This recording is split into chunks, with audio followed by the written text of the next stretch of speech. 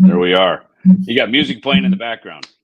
I don't know what it's doing, but let me mute myself real quick. Thumping away in the back. Well, I'm David Ellefson. This is Holly Mollohan. She is the director and producer of the film This Was My Life, the story of Nick Menza. I, of course, played in Megadeth with Nick for 10 years, from 1989 until 98, I guess. Holly and Nick's manager, Robert Bolger, had started working on this film, and then I was brought in.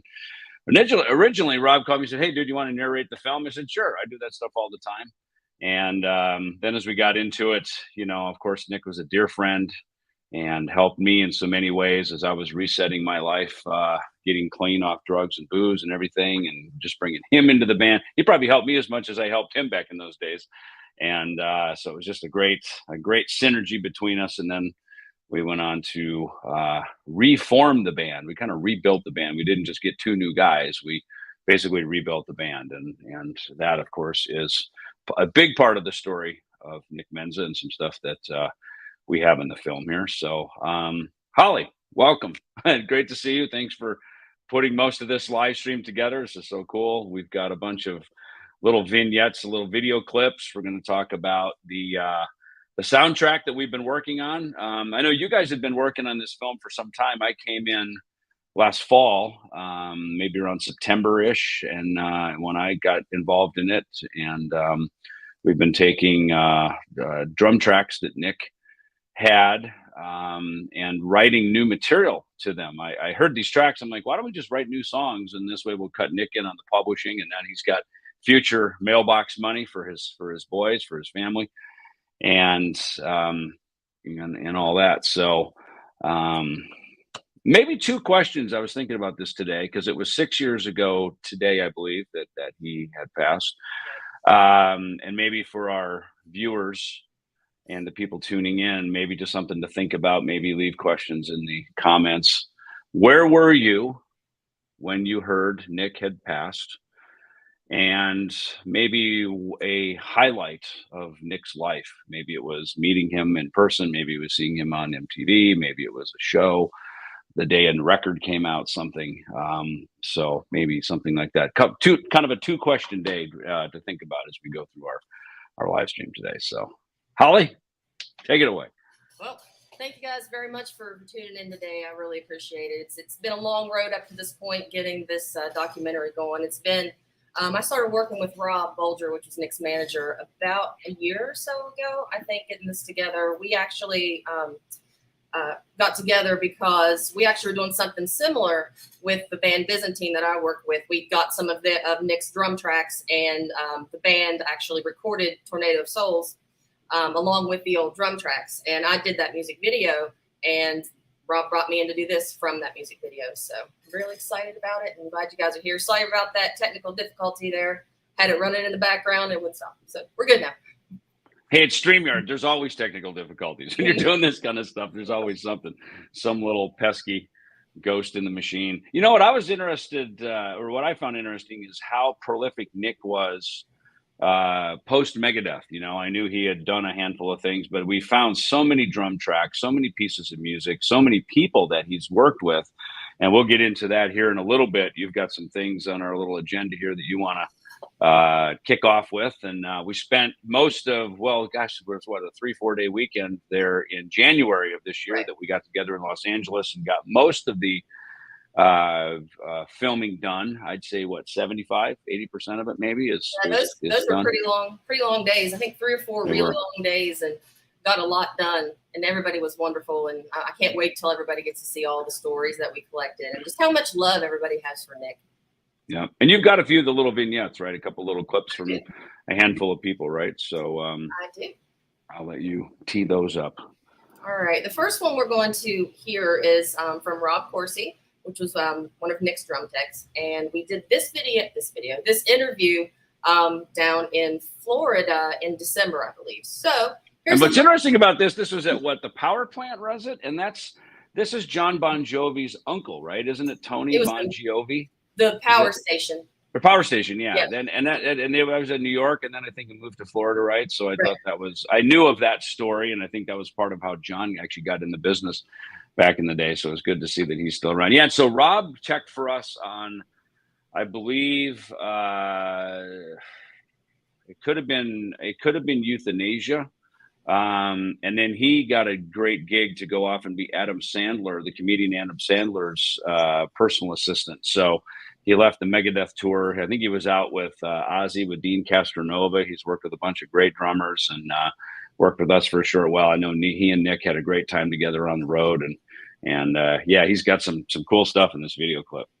All right, let's go ahead and run it. Hopefully it'll run correctly.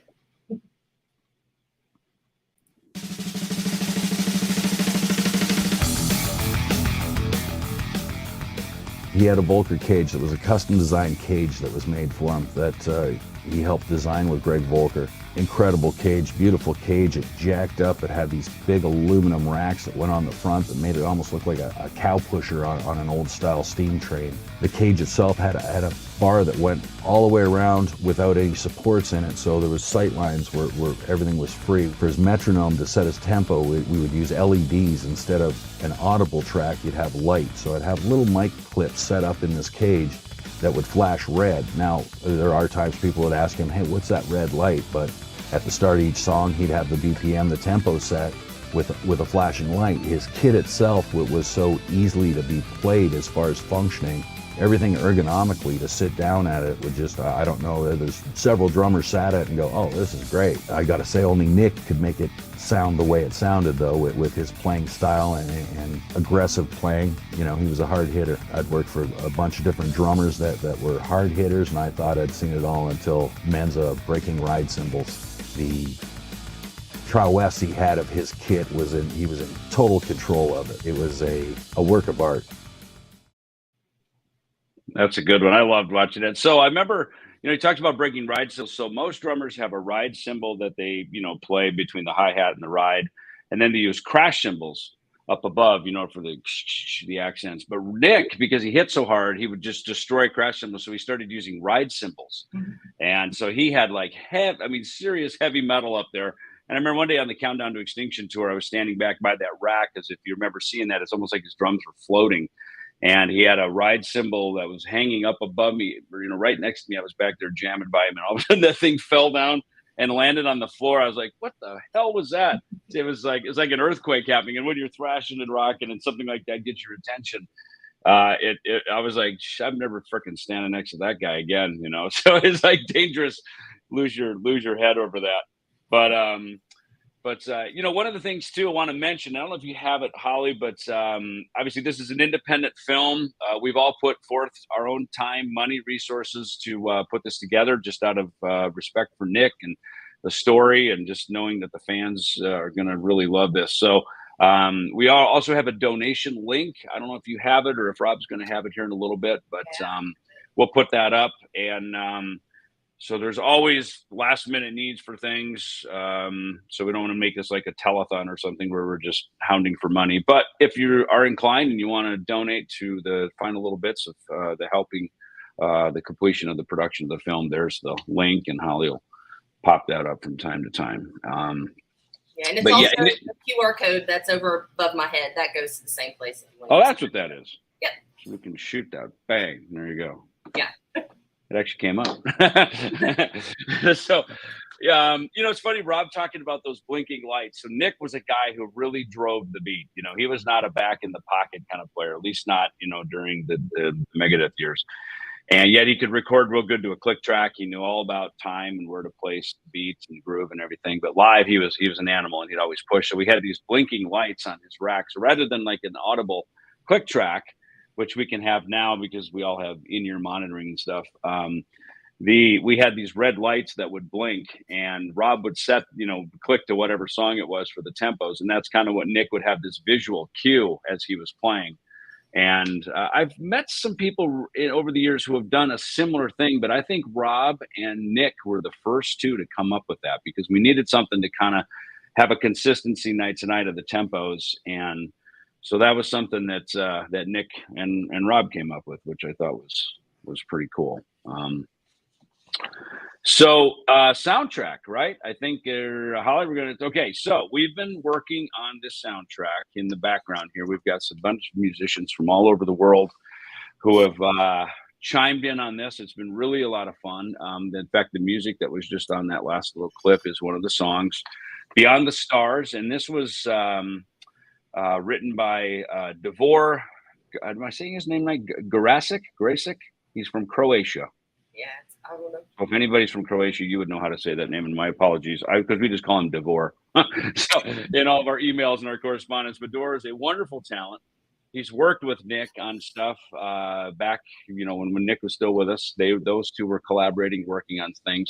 He's an incredible talent, and the name of the soundtrack is The Atomic Disintegrators, and this is something that it's actually something that Nick had come up with. He had this whole concept of this comic book, like this illustrated story that he wanted to make into maybe a short movie, and these different characters in it.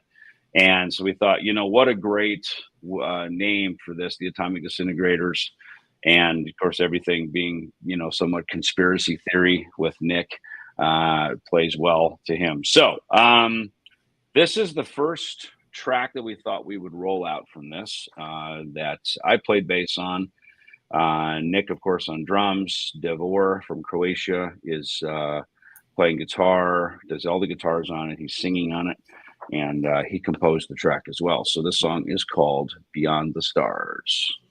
I'm going to go ahead and we play the message from Davor and then play the song. Perfect. Sounds good. Yeah, let's meet Davor first, then we'll shred his music. Sounds good. Let's do it. Yep. Hello everybody, my name is Davor Garasic and I play guitar and sing on a few songs for the new Nick Menza documentary soundtrack. I started working with Nick in 2013. We did a few Metallica and Megadeth covers, and shortly after that Nick invited me to his house in Los Angeles to finally meet in person. I remember standing at his porch and I was being a little bit nervous because, they say never meet your idols. So anyway, I rang the doorbell and Nick opened the door and he just hugged me. No words, just a hug like we were old friends who haven't seen each other for a while. So all the question marks and doubts in my head just vanished and never came back. Nick was this kind of person. He would make everybody feel comfortable and welcome, and he would even go out of his way to make everybody feel good. I think everybody who ever met Nick can confirm this. So anyway, we decided that we don't want to do any more covers. We wanted to do original songs, and we did a few original songs. Unfortunately, only one of these songs was ever released as a demo. It's called Insolent Scum. You can look it up on YouTube. So for this soundtrack, I wanted to continue in this direction, which I thought was the direction that we would go if we still played together. At one point, and on Nick's 51st birthday, I was with him, and Max Norman, the producer, called him to wish him a happy birthday and asked him how old he was. Nick said Area 51, and I thought that was really cute, Nick was always into this space, aliens stuff, so I wanted to put this thing into one of the songs as well. So anyway, Nick's 51st birthday was the last time I saw him. He died 10 months later, May 21st, my birthday, which also made me feel more connected to him, because every year on my birthday, I remember all the things that I went through with Nick, and I just hope that I did justice to Nick's drum tracks. Anyway, cheers guys. All right, we're ready to premiere this song now? Let's do it. Davor Garasic, that's his name, Garasic. Do it. All right, here we go. There we go.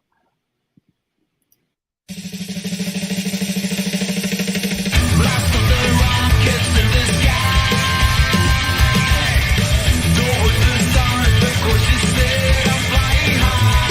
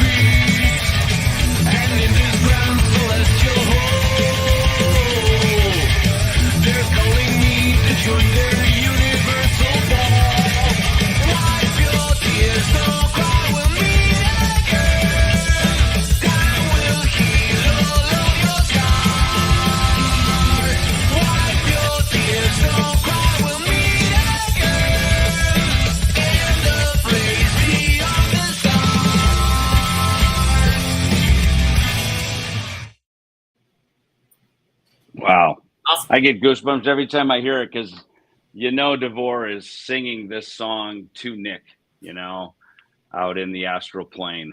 And it's so cool, man. Oh, DeVore, you rock that, dude. So, well, I'm proud to be an atomic disintegrator, as we all are who have performed on this. And this has been a really fun endeavor for me to sort of executive produce this and work with Robert Bolger and everybody around the world pulling these tracks together. So yeah. So anyway, the idea is that we're going to have. I'm kind of aiming for about 10 tracks that we can release that as a companion soundtrack album, a standalone album that'll be a companion to This Was My Life, the Story of Nick Menza documentary. So that is the plan. And I guess that will now live on YouTube, right? I think that song, so people can go back and hear that, and that's sort of our freebie giveaway song, so we can just let people know that it's real, it's in motion, and it's happening.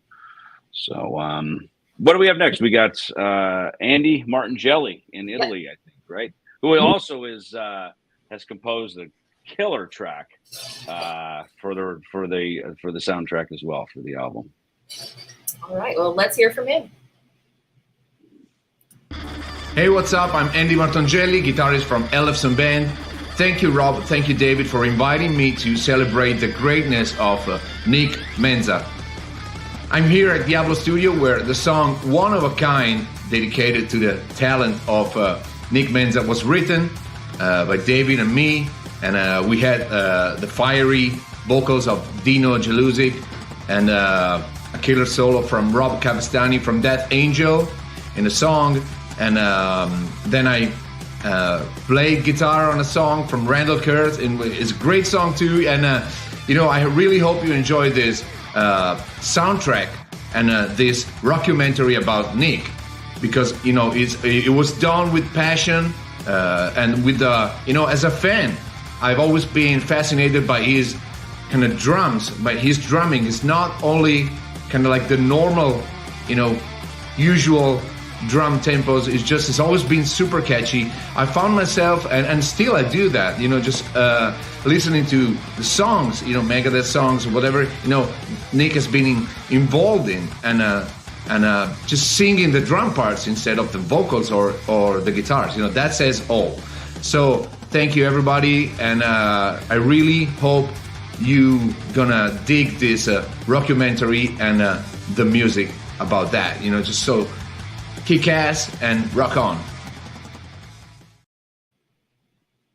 Nice. Andy's so awesome. He's actually playing a gig tonight in Italy, so he sent us in the video. And Dino, who sings in Trans-Siberian Orchestra, now in Whitesnake, and just one of the most awesome singers out there today. He sang on the track that Andy composed. I played bass on it as well. And like you said, Rob from Death Angel put a solo on it. So a lot of cool people coming together for this whole thing. And so, yeah, more atomic disintegrators. There's many of us now. So thank you, Nick, for forming this band. We're glad we get to be in a band with you. I've been looking at some of the comments, and people are talking about that too. Like, it's just great. It's great to hear new music from Nick. That's as I was, putting this thing together, I just go, this is so rad. It's like forming a new band with Nick, and all these great collaborations. And I like what Andy said. When you listen to Nick, you're not just listening to a drummer. You're listening to a composer. You're listening to the charisma and the personality. And that's what it felt like when Nick came into the band. Like we were, again, not just getting a new guy, but like really reforming, like really almost like forming Mach 2 of the band. And then, of course, Marty Friedman to join after that as well. I'm looking at different comments here, people talking about, kind of where they were. Some people said they were there, friends with Nick. I remember we were in Albany, New York, the Dystopia Cycle, 2016. And we're playing the Rock and Derby festival the next day. And I think it was 4 a.m. Dave called my hotel room, and hysterical, crying, freaking out. He goes, Nick's dead. Nick's dead. I'm like, what? I'm like to sleep. Like, what? What? And he says, Nick's died. He died. He's dead. Justice called me and told me that he had died and he was on stage. And I was like, whoa. So obviously I was awake, just listening. And I remember I texted and called Chris Poland right away. And of course he didn't answer. And Nancy Sales, who's a publicist in the LA area, has worked with Zach Wilde and was friends with Nick. I believe she called me right away on my cell and filled me in on the details of what had happened. And obviously very shocking. The next day we got together for breakfast and I know Dave wanted to throw a concert, just kind of very wearing his heart on his sleeve, very just, despite all that goes on being in bands, there was brotherhood, there was heartfelt love and brotherhood for between Dave and Nick. And, he wanted to put a concert together. Management shot it down because we were in the middle of a cycle of a tour, and it's unfortunate that didn't happen. But, the intention was there, and the spirit of it was there to try to do something like that. And I think that's why we're doing these things here with the film, with the soundtrack, other things that we can do, that we can honor Nick's life. We can honor all of these stories and bring everybody together to try to do this and not have any speed bumps in the way. So that's my memory of it. It was a very somber day. A lot of people from the Megadeth past were calling and talking to them. Former managers, Ron Lafitte, who's still very active in management. He and I had a nice talk. I remember calling Nick's mom, Rose, and talking to her, and I believe maybe Danya as well. So just his sister Danya, who's going to be joining us here. So yeah, that was my memory of it. And playing the show, and was a heavy day, because of all that. And so I don't know. That's mine. That's my story. In case anybody else has another one that they would like to share. Here's a question: is the soundtrack for the documentary going to be available on all streaming platforms? Yes, that is the plan. And of course, these days with streaming platforms, it makes it easier to put music out and for everybody to have access to it.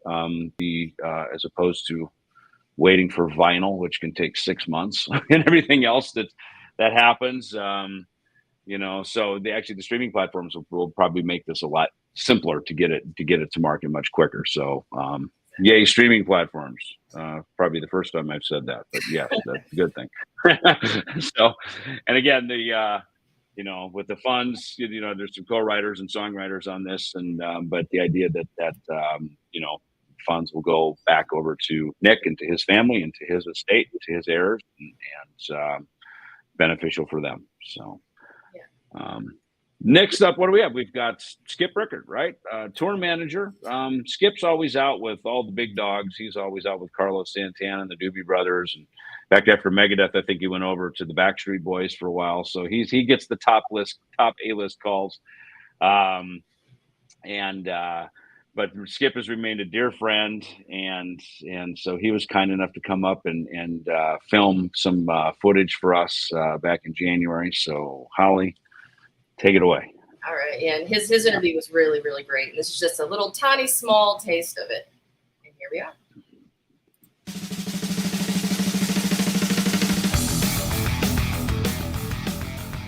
I gravitated to Nick as well, and a lot because we had a lot in common. I'm very close to my family, and he was. All he talked about was his family. He talked about his mom, his dad, his sister.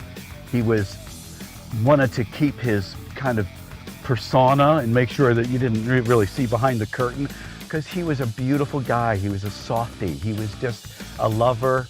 He was kind. You can see his little acts of kindness, holding doors and doing nice things. That, like, oh, if you looked at him, he'd be like, oh, you didn't see me do that, because I'm heavy metal drummer guy. I'm like, yeah, you are, okay. And behind the scenes, we had a lot of fun together. Skip is so cool. Skip and Nick, they had a lot of fun on the road. That was days off. Skip, very professional. I remember I remember one time we played some small little venue in Germany or something, and I was complaining, about, he had been out with ZZ Top before he came over to work with Megadeth. And I remember I was complaining about, this sucks. This venue's tiny and there's no room on stage. I remember he looked at me and he goes, David, professional and the great performers would make use of what little space they have, and they'd make even a little space look big. Now get out there and do your job. You know, he was like, kind of like the big brother, the dad. It was like, all right, Skip. All right, you're right. I know. I'm sorry. Thanks for listening to me complain.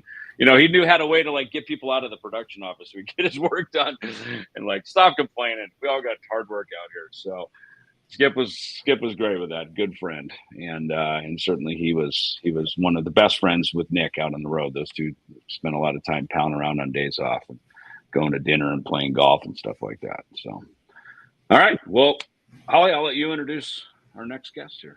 Well, actually, we had a little bit of a technical difficulty. Danya, which is Nick's sister, was supposed to come on next as we were talking about family. But she had some technical difficulties and she kept cutting out on the stream. So I don't think she's going to be joining us today, unfortunately, but we still love you, Danya. Yes, we love you, Danya. You know, in fact, Danya had even said when we were filming back in January, because there was one scene in particular I remember where we were interviewing a lot of Nick's childhood friends, everybody from when he was very young into his high school years, and then when he started playing professionally. He played in Randy Rhoads' brother's band, Kelly Rhoads. He had a band called Rhoads. And so we had John Gumby Goodwin, who also guitar tech for us while Nick was drum teching during the So Far So Good So What tour. Also Juan Alvarez, who went around the world with us on the Rust in Peace tour. And he's the one who filmed a lot of that behind the scenes footage that you see from that tour. And I know a lot of that stuff's up on the internet now. You know, that was Nick's idea to always be filming. He always had the camera running. And of course, Metallica put out a year and a half in the life of Metallica around 1991-ish. And we were filming ours at the same time. You know, often this so ironic, our two bands were think so much the same. We'd be doing kind of most the same things. But that was Nick's big push. And we had all this footage. And I remember Ron Lafitte took it over to Capitol. And for whatever reason, Capitol just couldn't get the vision of like, dude, this is gold right here. Like, you know, this band is on their trajectory. You know, this band is set to really, you know, go to the top as we did. And they just couldn't get behind it. And I remember one day I went to a gun show here in Phoenix after I'd moved out here in 1994. And a guy had all of those videos, line of VHS videos. I said, hey, where did you get those? And he's like, you know, a guy had them in a dumpster out back at Capitol Records. I'm like, hey, listen, I'm in Megadeth. Like, where did you get those? And obviously, you know, so he starts changing his, Tommy Lee Jones, you want to change your bullshit story now? You know? And so he ended up giving them to me. He had copies of them. He gave them to me. So I have a bunch in the garage. And they're not the originals, they're just duplicates, you know, but those were all Nick. And so it was cool. Juan Alvarez was there. And we did some deep dive stuff, didn't we, Holly? Like we had to, I remember that after that, I remember you said, he goes, yeah, this can't be all butterflies and puppies. We got to get down to some dirt. And I remember I had to kind of go there and ask some pointed questions to those guys about, you know, Nick's life right after Megadeth and into some of, you know, some darker years of Nick's life that we're going to have to tell in the documentary. And obviously we go there and because it tells the whole picture. And I think that was, you know, for Danya, you know, it was very intense. It was very intense. Hearing some things maybe she hadn't heard, you know, so much, and hearing it from friends that she knew, Nick's friends growing up, who'd spent a lot of time over at the Menza house. So, but yeah, Danya has been a great champion. She told me, she said, she goes, you know, going to the shows, being a part of all this, you know, this is what keeps her connected to her brother. Yeah, so she was very involved when we were out in LA as well. She was there every day that we shot, and he brought us donuts. That was cool. But yes, can't make a movie if you don't have donuts. I mean, come on. So another, you know, blast from the past. It was great to reconnect with. You know, I'm the guy who's pretty much stayed in touch with all of the alumni, the former Megadeth people. As a musician, you know, I don't ever throw people's numbers out. I think it's important to keep your Rolodex always growing, never shrinking it. So I've just kind of been that guy. Even as we did the VH1 Behind the Music special some years back, I was the guy reaching out to Chris Poland and this next gentleman, Jeff Young, who knew Nick. Jeff obviously played guitar on So Far So Good So What, toured that record. That was also the record when Nick Menza came in as an understudy to our then drummer, Chuck Beeler. And he and his friend John Goodwin became the guitar and drum techs on that tour. So Jeff got to know Nick initially as a tech, and then eventually as the artist and drummer. So let's hear from Jeff here. Let's check it out.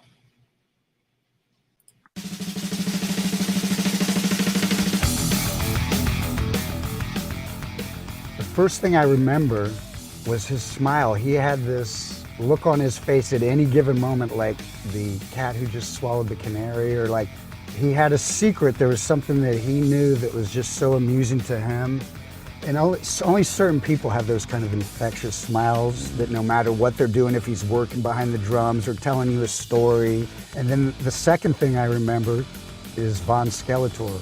Because now in the day of bands like Ghost and Buckethead and John 5 and all these characters, I think that band would be huge right now.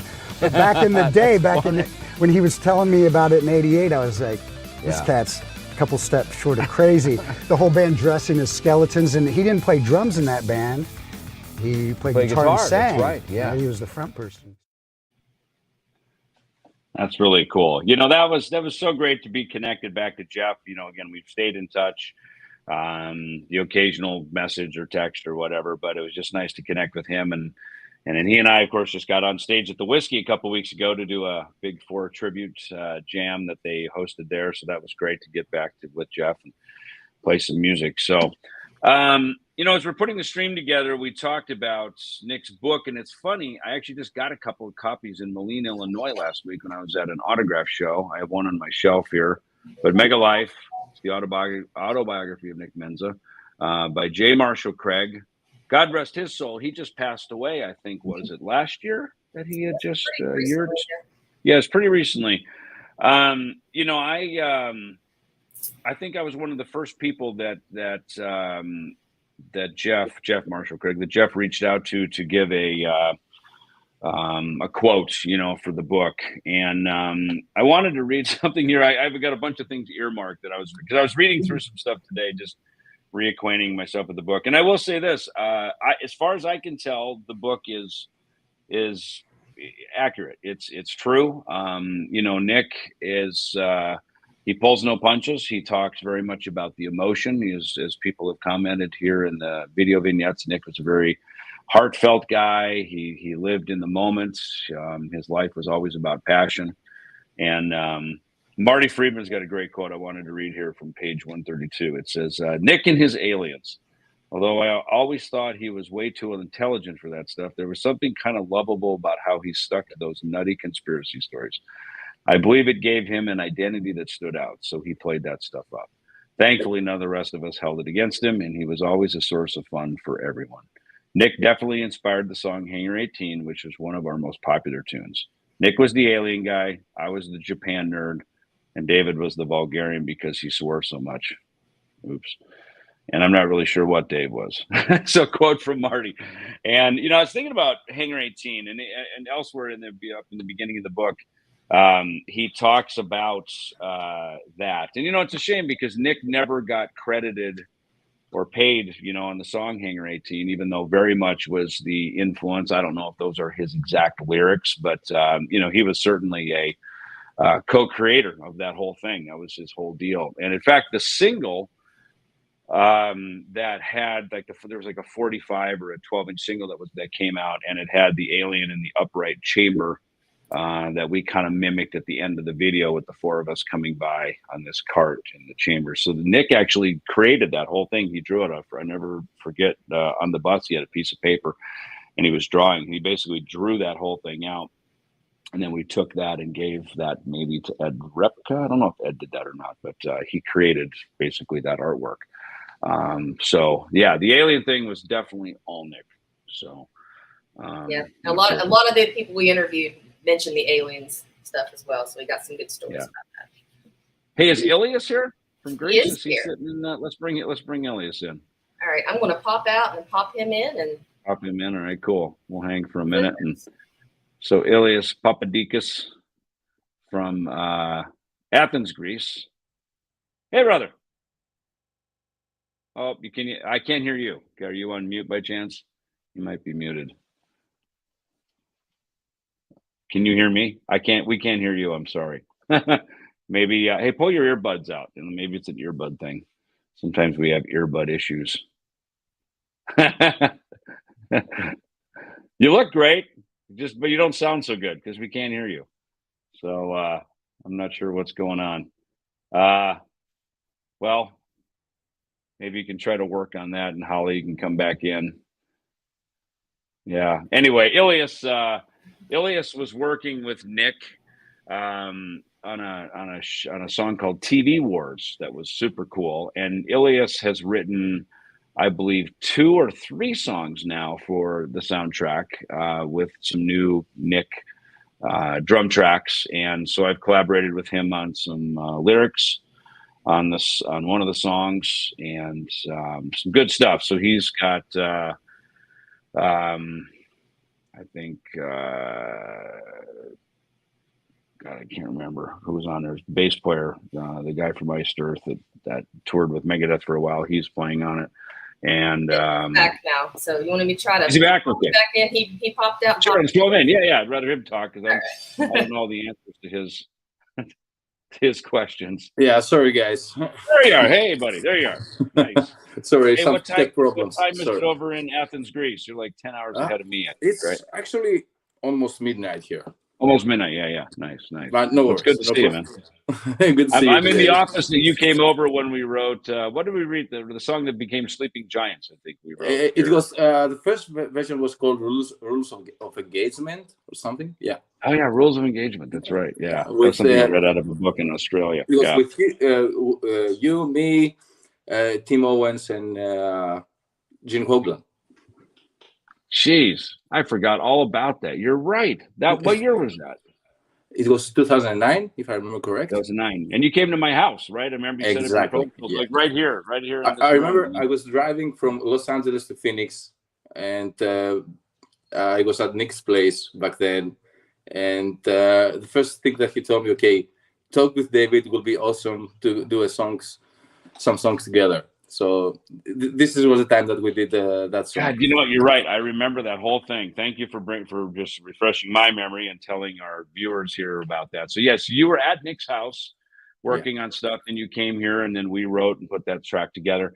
And that music, is that the music that became Sleeping Giants? I later retitled it. Is that what that was for my solo record? Yeah, I think it is, right? Yeah, I actually ended up writing a different lyric over it. Yeah, we used some of that stuff in a couple of places, but it was so great, so fun. What was this song, TV Wars? Is that what you were working with Nick on when you were over in LA? Actually, that was, still, it was 70 years ago, that thing. And, for me, even all this time, it is so surreal in my mind. Yeah. It was a great experience. It was the first time that I was traveling from Greece to the United States to work and meet Nick. I mean, for me, Nick was not only a hero, it was something big that I never knew back then that I would have the chance to meet him and work with him. And I remember, actually there are 2 things that I had in my mind working with Nick. The first thing is that when I saw him the riffs for the TV War song, he had so many different ideas. I mean, and he was so well prepared. He was ready. I mean, it was something that I never saw in my life until that day. It was something crazy. Right. And he was so polite. And one thing that I still remember is that the first time that we tried to rehearse the song, I was very nervous, and he was trying to break the ice. And I had one of his guitars with me, and I was trying playing Symphony of Destruction. And he started jamming with me, and it was that move that he break the ice, and it was very fun, and it was very amazing for me to relax and start working with him.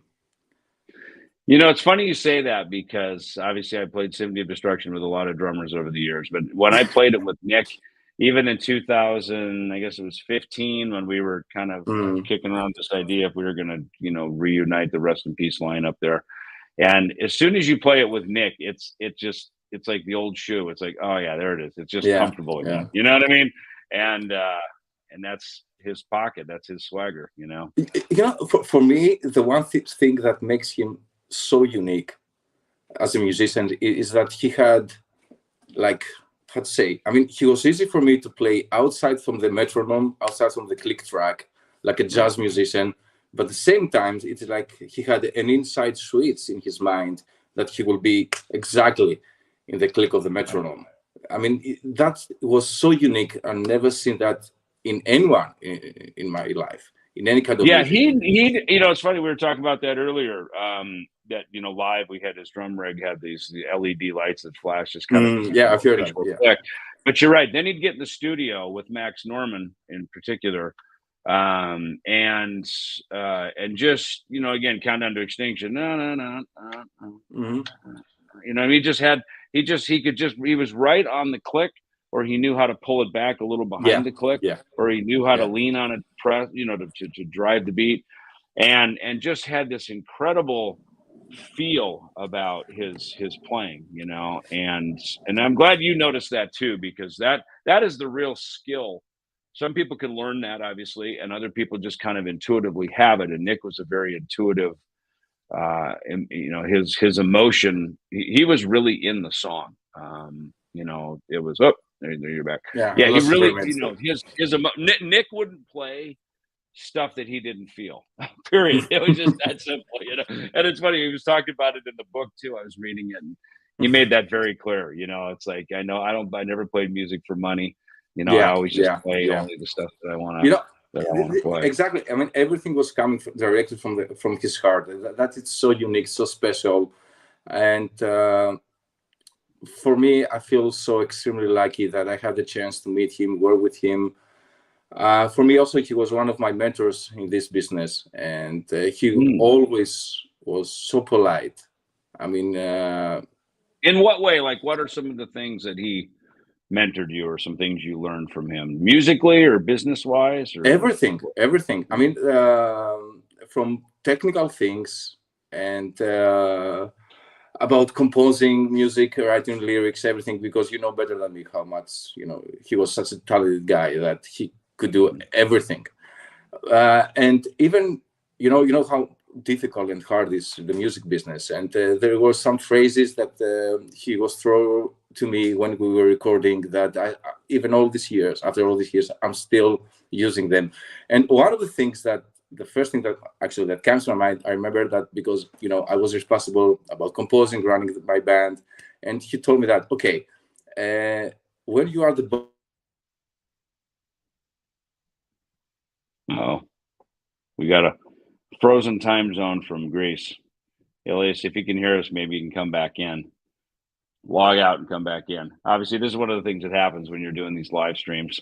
So if it can happen, it will live for sure. It can, yeah, exactly, and especially with Wi-Fi. And by the way, right next to Molly's head there is a QR code. If you snap on that, that is the code. As always, this is an independent film. This is an independent project. We've all put time, money, resources into it, just for the excitement and the love of Nick and everything. There's also a link right there. If you're so inclined to donate to the film, your funds will be used graciously toward the final production of the film. And what are you thinking for the timeline to get this film out, Holly? What's your calendar looking like? I'm looking at pushing for the end of the year to be completely done. So we've got a couple more. We've got a couple more places to go to finish up interviews, and then it'll be all editing all the time. So got it. And some narration, I guess, right? Yeah, that's where you come in. It's funny, these things. And this is how it always goes. Hey, do you want to narrate? Sure. You know, next thing you know, you're like, you know, you're in the film, you're investing in the film, you're doing all that stuff. But that's how these things go. And, you know, that's how the arts are, right? I mean, I never played music for money either. I don't know, somehow the bills got paid and I had a lot of fun. So that's kind of always my goal, is to do all these things for the enjoyment and the fun of it. And of course, in this case, you know, to honor Nick, but also for his family, for his sister Danya, his dad Don, and his mother Rose, and for his two boys as well. So all for the good of the Menza legacy. So, exactly. who do we have up next? I think we have Dave from Overkill next. Let's do it. Dave Linsk joining us, participating in the soundtrack. All right, here we go. Hey, this is Dave Linsk, guitarist for the bands Overkill, Speed, Kill, Hate, and the United Metal Coalition. And I'm coming live from my home studio down here in sunny southern Florida, where I've been writing some music to some of Nick Menza's last recorded drum tracks that he did before his untimely passing. And first off, I'd like to say thank you very much to Rob and Dave for getting me involved. I'm very thankful and honored to be doing this, and I think it's going to be very, very cool. I mean, Nick was such an amazing drummer. He had such a unique style and natural feel, and really he could swing like nobody else. He had such a really distinctive aspect of his playing that has been great. So I've been recording stuff and writing music to these tracks, which is a unique thing because obviously with today's computers and stuff like that, it's very easy to cut up music and move it around and kind of change things to make it work. But I've been trying to keep true to form. The way Nick put it down on tape and the way he left it, I'm trying to write the stuff around that. And it's been coming out very, very cool. And I think the feel of what he was naturally going for is going to come across. So I look forward to you all hearing that, and I think you're going to be pretty stoked about that. And yeah, I mean, I guess that's it, you know. I'm very, very honored, and I'd just like to say thanks. And I hope you guys really enjoy this stuff. I think it'll kick ass.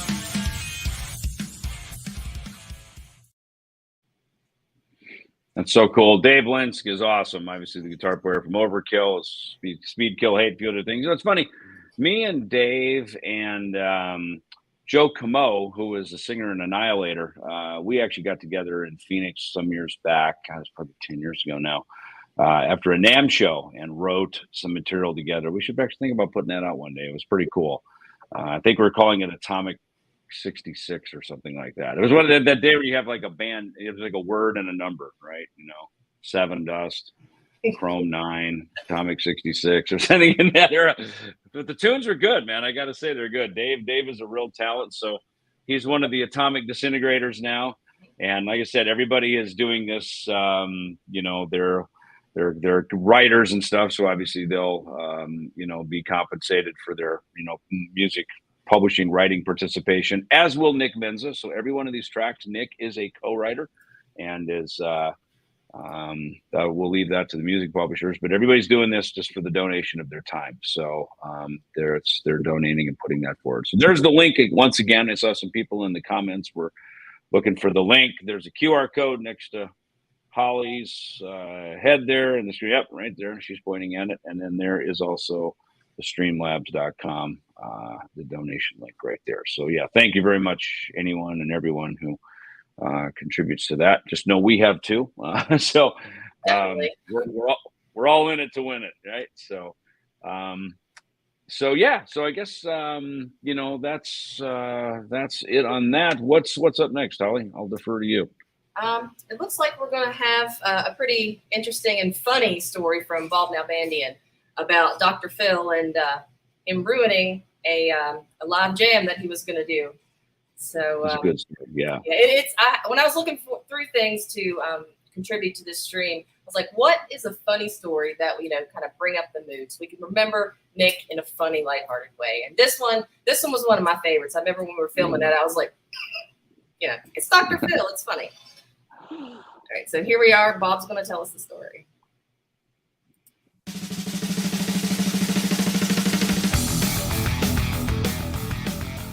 We did that final interview on T Radio V, that show I was doing for Inside Metal, and he had that new project with James Lomenzo and Chris Poland, and Nick had called and we had set up an interview, and he said, hey, could we maybe do like a little jam? So I'm thinking like, yeah, like an acoustic jam kind of thing? Yeah, sure, you know. So I get to the studio and they're already there setting up, and Nick brought, you know, not his whole drum kit, but you know how Nick's drums are. He brought like this giant kit, and they're setting up in the studio. And I get there, and Mike Zinna, who owned T Radio V, great dude, he's like, Bob, what the fuck fuck is going on? I'm getting calls from Dr. Phil, you know, next door saying, you know, what's going on in there? I guess Nick was, you know, just hitting the drums and just getting the drum tones. And Dr. Phil had his office or his studio next door, and he was freaking out and calling them up. Hey man, what the hell's going on in there? So yeah, he put a squash to that real quick, and then I had to go in and say, hey, this jam isn't going to happen. And of course they were, you know, they were kind of bummed because this would have been an exclusive with, and probably the only live video with the three of them doing just a jam, and they were just going to do some kind of you know, jam session together, and it, yeah, got squashed by Dr. Phil. Bob is great. So it's funny, you know, big thanks, by the way, to Mike at Periscope Studios, where we filmed most of the footage back in January. He's got a great production facility there. And actually, Jeff Young hooked that up for us. So again, everybody bringing their time, resources, their contacts at the table for this. So many people have donated so much time. And it's funny, Bob's got, you know, that Warrior shirt on. I remember when I first moved to LA in 1983, there were two radio stations, KMET and KLOS. KLOS is still around, but KMET is flipped formats to, like, I don't know, Tejano music or something. But they used to have a really cool midnights. I remember Samantha Fox. She hosted the Midnight Headbanger show, you know. And there are two songs, Queen's Reich, Queen of the Reich, and Warrior Fighting for the Earth. Those were, and I think it was that Joe Floyd, I think, was the guitar player in that band. So they were good friends with Nick and Gumby, his guitar player in Rhodes and a lot of his bands. So thank you, Bob, for that. That was, yeah, and Bob just commented, yeah, Nick played with Joe Floyd. Oh, so he played with that as well. Okay, cool. So those guys all played together. So thank you, Bob, for wearing the Warrior shirt. Good memories there. And let's see. What else do we have? Tony, do you want to bring up the Tony? Do you have the Tony Francis? Yeah, I do. This is Tony Francis from the band Sweet Eve. If I'm not mistaken, he had worked on one of the last projects that Nick had worked on before he passed away. So he's going to talk a little bit about that and his special friendship that he had with Nick. Cool. My name is Tony Francis, and I'm from the band Sweet Eve. And Nick and I worked on the record The Immortal Machine together, where he was the drummer and producer. During that time, we became pretty good friends. We basically became bike riding partners. He liked to mountain bike, and so I would get texts first thing in the morning, want to ride or ready to ride, and I'd be like, yeah, okay, let's go. And it got to the point where I just left my bicycle at his house because he was the only person I rode with. And so we would go up and down the mountains, like the canyons in the Los Angeles area, and even in areas where there was no path, he would just pick a spot and go up. And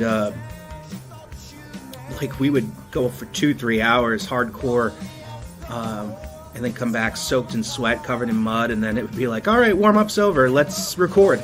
Like, oh, okay. And then we'd, you know, start jamming or recording. And so that was what we basically did throughout that process. Was every day was a bike riding session followed by a recording and jamming session, or however he felt. And then there were just like, you know, then we just hung out. Like a lot of times it was like, oh yeah, let's just hang out and like order food or something and, you know, watch YouTube videos. And it was like, okay. The one thing I can tell you though is that he wanted more than anything to be with his kids. And he spent a lot of time trying to upgrade that house to sell it so that he could move up to Washington to be near them. It broke his heart that Christmas when he couldn't be with them. So I just want, you know, Nick and Dante to know how much you guys meant to him and how much he thought of you all the time. Man, that was a great clip. That was so. There's a lot of depth in that, you know. At the end, what he just said, you know, I talked to Nick's son, right after Nick had passed, and he told me that Nick was very at peace. He was really, you know, just in a whole different headspace. He was at peace with things in his life. He said they were out hiking, and he actually went up and like hugged a tree. I was going, oh, you can hear the vibrations of the tree and the earth, and he was really just. And I was like, I could totally picture Nick doing that, by the way. And like Skip said, you know, he comes off as this heavy metal badass, but he was really a softie, you know. And it was just really cool to hear, obviously, he didn't know that show at the Baked Potato 6 years ago was going to be his last performance. But he seemed like, from his son Nicholas and other people, even Chris Poland, that he was really in a great headspace. His health was good. He was at peace. I too was a part of the Nick Menza bike riding club. In fact, this morning when I got up and I had coffee, I read his book. I read through a lot of it actually this morning, and I went out and I did knowing we were going to do this live stream, I went out and did an honorary 10-mile bike ride today in Nick's honor. I still ride here quite a bit in Arizona. I don't ride as much. I don't go as much like trail riding that I did with Nick, and his buddies when we were living in over in the valley. But Nick he got me into bike riding. He got me into, a healthy lifestyle, as I was getting clean in late 1989 and getting sobered up off drugs and booze and stuff, which we had to, at that point, to just get the band rolling again. And someone asked a question too, what was my first interaction with Nick like? That's a great question, because the first time I met Nick, so we have a sound man, Neil Schaefer, and he worked a lot, mixed at the Country Club and other venues around town. And so he got hired to mix Megadeth front of house audio engineer on the So Far So Good So What tour. And knowing that we wanted to have an understudy for Chuck, and we needed a guitar tech, so he called his friend Nick Menza. And then he also called his friend John Goodwin, who became the guitar tech for me and Dave. And Nick and John were, again, band buddies. They played in Rhodes together. And so I remember we were sound checking. The first show, I think, was in Riverside. And sound check may have been like around 6 p.m., I seem to think. And Dave was late getting down there because of the traffic. I think he was doing press or some other stuff up in L.A. And he couldn't get the sound check in time. So me and Chuck and Jeff sound checked. Ran through the sound check together, and we didn't have anyone to check Dave's vocal. So Neil says, "Hey, could someone check Dave's vocal?" Now, going into the hot box there of where Dave's vocal position was and the monitors around it was pretty much forbidden. And I would probably be the guy, if anybody, or someone else on the audio crew, to maybe check the mic if that were it. But it's pretty much off limits to anyone else to go up there, right? And so Nick just walks right up as we start playing Peace Sells to kind of sound check the stage that afternoon. And Nick walks right up to Dave's mic and, "What do you mean I'm leaving on?" And he starts singing Peace Sells. I was going, dude, that is one ballsy motherfucker right there to walk up and do that. I was going, if Dave walks in, he's so freaking out of here.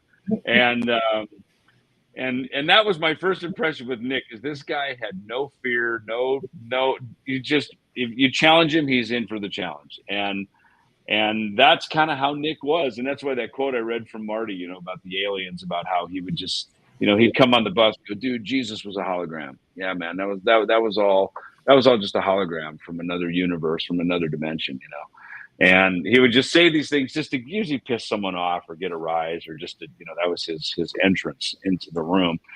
But like Marty said, it gave him his identity. And so there's a million of those kind of stories of Nick, making comments and doing things like that. That's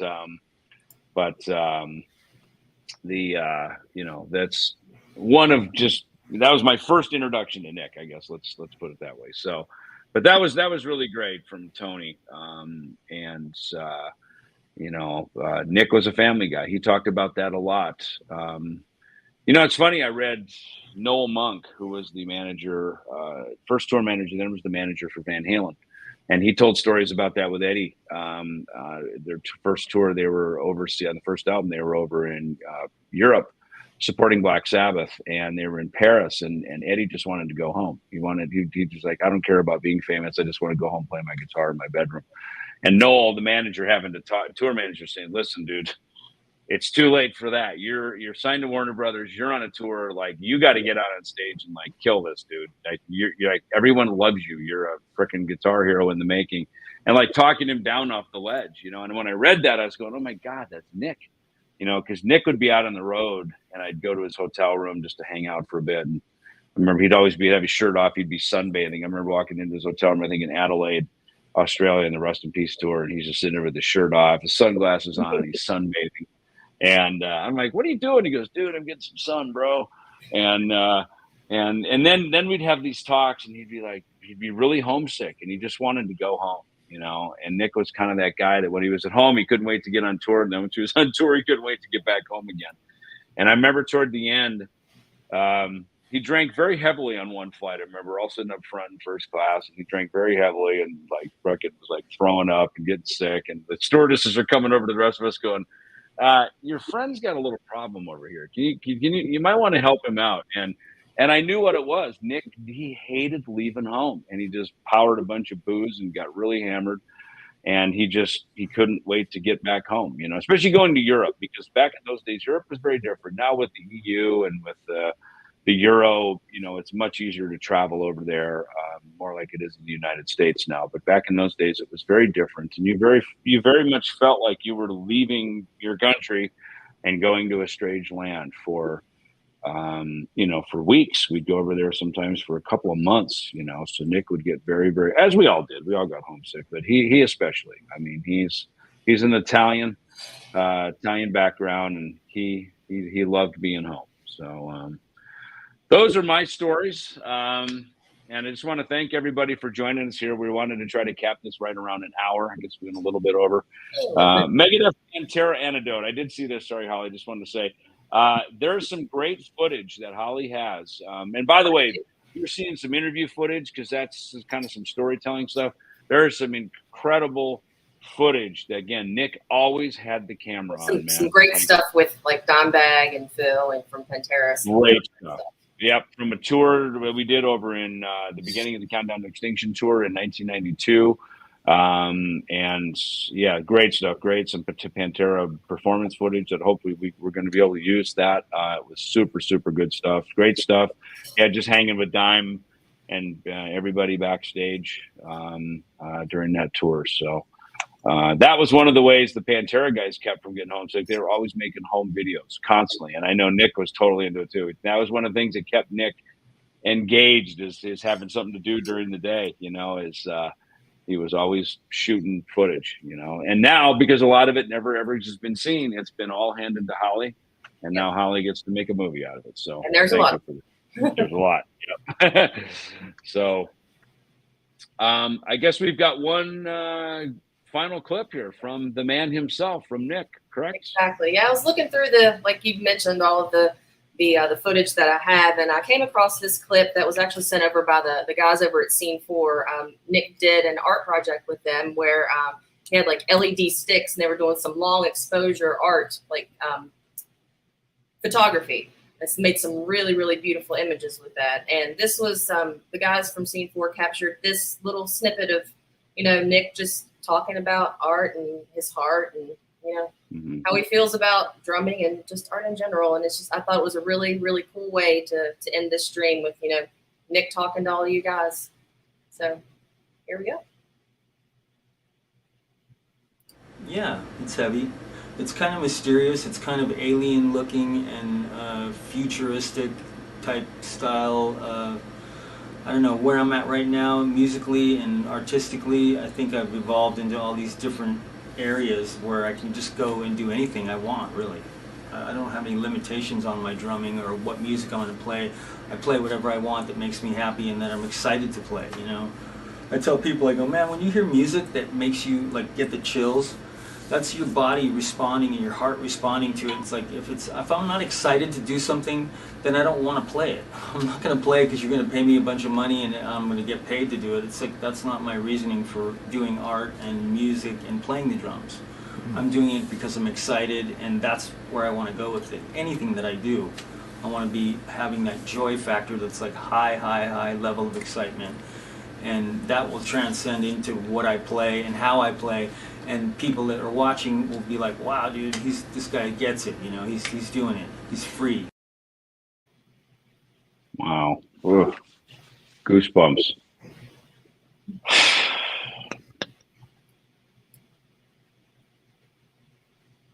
Wow. That's pretty heavy. Nick's free. He's finally free. Well, thank you everybody for joining us. Today was the day 6 years ago. And Nick's music is still here. It's been so fun to create new music with him and with so many friends in the community who he's helped change their lives. And thank you, Holly, for putting this together. It's not only the stream, but this movie. Rob Bulger, who works behind the scenes every day, working to put things together, post things online, keep this train moving forward. And thank you to all of you for joining us here and for all the fans around the world. And, we look forward to finally rolling this out, hopefully later this year, early 2023. Next year is 40 years of Megadeth. When Dave and I met in June 1983 and started the band. So maybe this will be a good celebration for 40 years of Megadeth to celebrate This Is My Life, the story of Nick Menza, as well as the Atomic Disintegrators. So QR code up there. The stream, the link was put into the chat stream as well for anyone who may want to participate. There it is again. Thank you so much for any donations. It's a labor of love, and this is for Nick's and the Menza family legacy. Absolutely. God bless you. Thank you. Goodbye.